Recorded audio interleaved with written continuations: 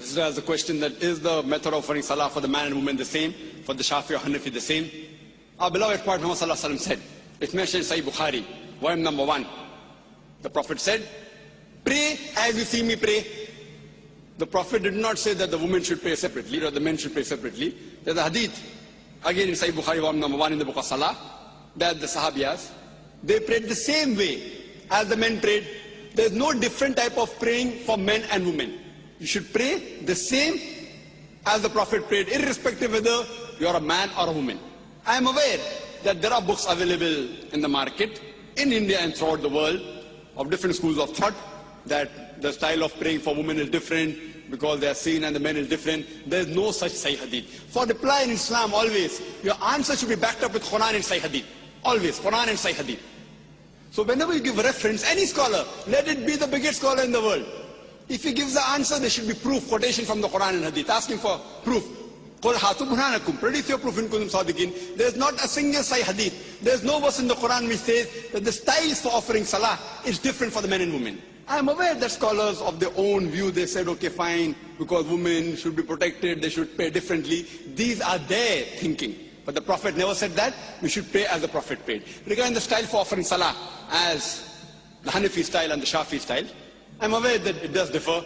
The Hanafis, they keep their hand below the navel. The Shafis keep their hand on the chest. They do takbir. They say Ameen loudly. Again, my first answer. On Sahih Bukhari, the Prophet said, in volume number 1 in the book of Salah, pray as you see me pray. And all the 4 Aimmas, Imam Shafi, Imam Ahmad ibn Hanbal, Imam Abu Hanifa, Imam Malik, all the great 4 Aimmas said that if you find any of my fatwa which goes against Allah and His Rasul, throw my fatwa on the wall. I am aware Abu Hanifa, may Allah be pleased with him. He was a great scholar, I respect him, I love him. People say that he said that when you offer salah, keep your hand below the navel. There's a hadith in Abu Dawud, if you read volume number 1, book of Salah, which says that the Prophet kept his hand below his navel when he offered salah, but this is a Sahih hadith. Immediately the next hadith says, which is a Sahih hadith, that the Prophet kept his hand above the navel. There are other Sahih hadith in Sahih ibn Khuzaimah, which says that the Prophet kept his hand on the chest. So when there are Sahih hadith saying the Prophet kept on the chest, the hadith below the navel is Sahih. So the right way to offer salah, keep it on the chest. That doesn't mean everything Imam Shafi is right or Imam Abu Hanifa, may Allah be pleased with them both, that they're wrong. See, they were great scholars. We respect them, they're great Aimmas. But we fail to realize that at that time, the hadith one compiled during the life of the Prophet, the Quran was compiled. There was no question at all, under his own supervision. But the hadith one compiled, they started being compiled later on, 50 years, 100 years, 150 years later on. So these scholars came earlier. And because they didn't have all the Sahih hadith with them, the fatwas that they gave were based on the knowledge that they had.